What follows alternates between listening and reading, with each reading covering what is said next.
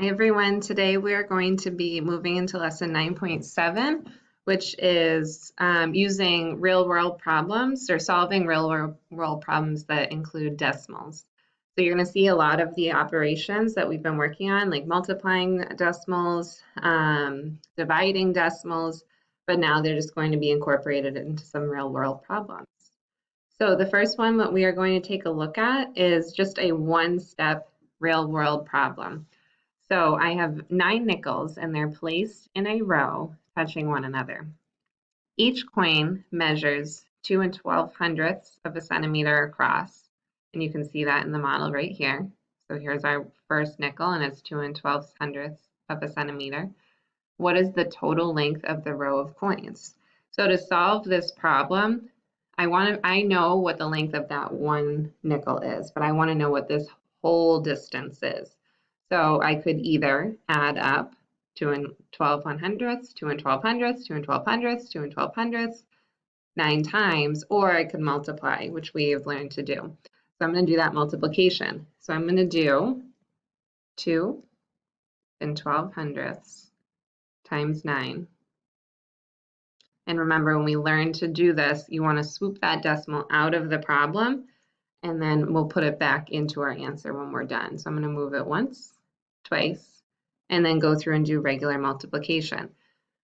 So 9 times 2, I would get 18. I'm going to put down my 8 and carry the 1. 9 times 1 is 9, plus 1 is 10. Put down my 0, carry the 1. 9 times 2 again is 18, plus that 1 is 19. So now I want to make sure I remember to move that decimal back in once, twice. So my final answer, the total distance, would be 19 8/800ths of a centimeter long. Now, I think it was helpful in this problem to have this visual here so you can picture it. Obviously, in your notes, or if you were just solving this problem, it doesn't have to be this detailed. All you could do is just draw those 9 circles, label the first one with the distance that you know it is, and then do your question mark to really focus on what it is that you're looking for in this problem. Okay, so the next problem we're going to look at is this one right up here. The mass of a $50 is about 11 3/4 grams. Find the total mass of 8 $50.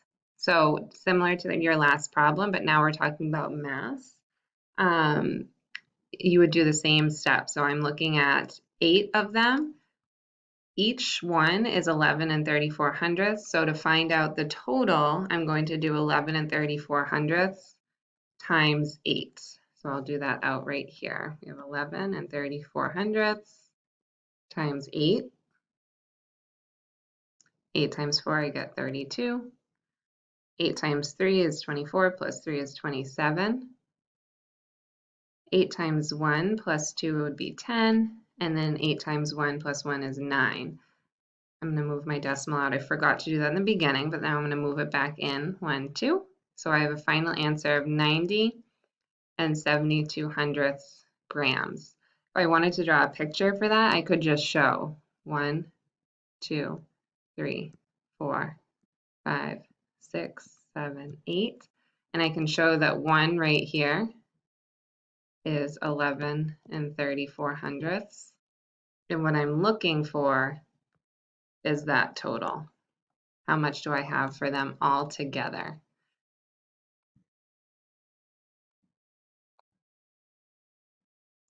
Okay, so now we're going to get into some two-step real-world problems. I'm struggling saying that today. And I'm going to show you a model that I find helpful for me is drawing a picture. I'm kind of visual when I'm thinking about math. I'm going to show you how I would solve this, but there's absolutely different ways that you can solve these problems, not using pictures, maybe using a guessing and checking method.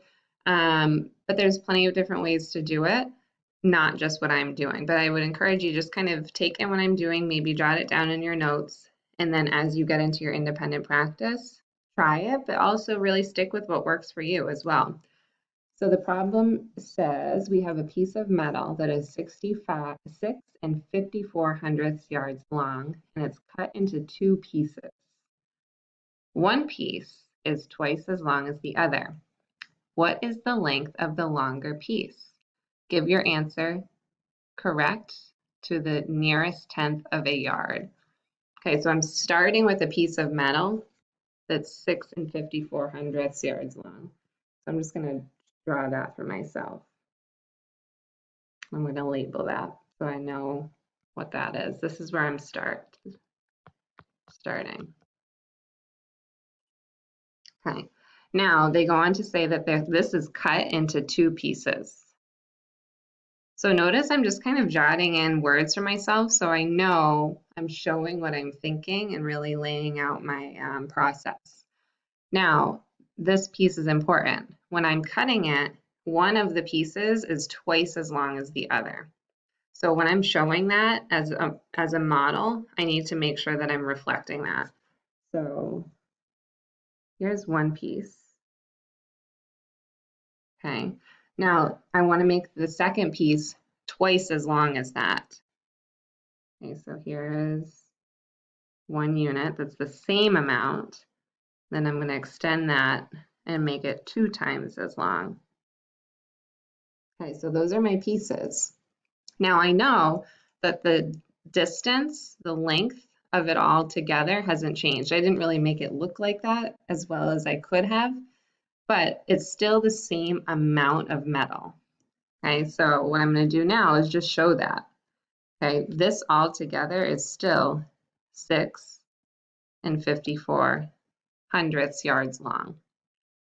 Okay, so now what I need to do is, the question's asking me what is the length of the longer piece. So this is really what I'm looking for right here. What is that length? Now, when I'm doing problems like this, what is super helpful is to really work with units. So notice that I have 1, 2, 3 equal pieces, equal units that are making up my model. So what I'm going to do is I'm going to take the total 6 and 54 hundredths and split that up equally over these 3 pieces to find out what 1 unit is. So I'm going to do that up here. So I have 6 and 54 hundredths, and I'm splitting it up by 3 again because I want to know what one of those units is equal to. I'm going to bring up my decimal point. 3 goes into 6 2 times. Bring down my 5. 3 goes into 5 1 time. Bring down my 4. 3 goes into 24 8 times. So now, and then I'll continue, I have 24, 0, there's nothing left to bring down, and my number that I'm left with is 0, so I know I'm done. So this is what 1 unit is. So now I'm going to just label that. Okay, here, this is 2 and 18 hundredths yards, 2 and 18 hundredths yards, 2 and 18 hundredths yards. So now I have the information I need to find out the length of the longer piece. All I have to do here to get this piece is do 2 and 18 hundredths times 2. So let me switch my color, I'll do green. 2 and 18 hundredths times 2. I'm going to swoop out my decimal. 8 times 2, I get 16. 2 times 1 plus 1, I get 3. And 2 times 2, I get 4. Bring back in my decimal. So the length of this longer piece is 4 and 36 hundredths yards. So the main focus that I was using to help me solve this problem, I created my model, and then I really worked to find out what is 1 unit of this model. When I find out what 1 unit is, that usually it will really make it pretty simple for you to eventually find out the answer to the problem.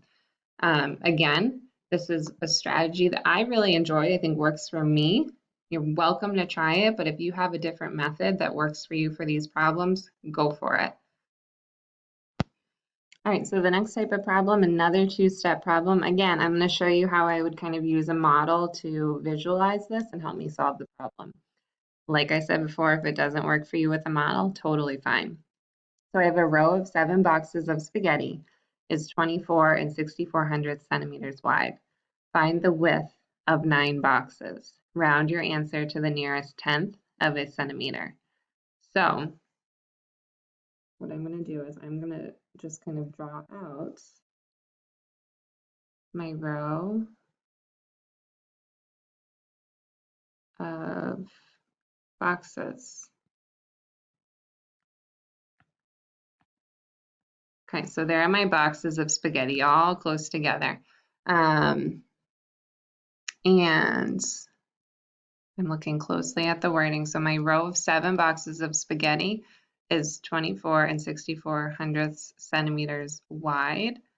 So I'm going to say that that would be this distance here.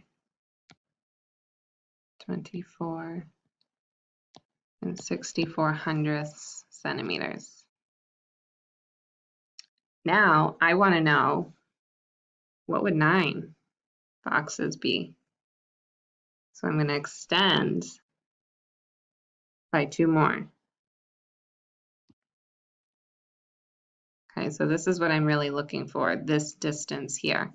So just like I did before for my first problem, I need to find out what 1 unit is. To fill in this little, there we go. So in order to do that, I'm going to take my 24 and 6400 centimeters, and I'm going to split that up equally over these 7 units. So I have 24 and 6400 centimeters divided by 7. So then I can find out what 1 unit, what 1 little box is, and then I can use that to find out my row of 9.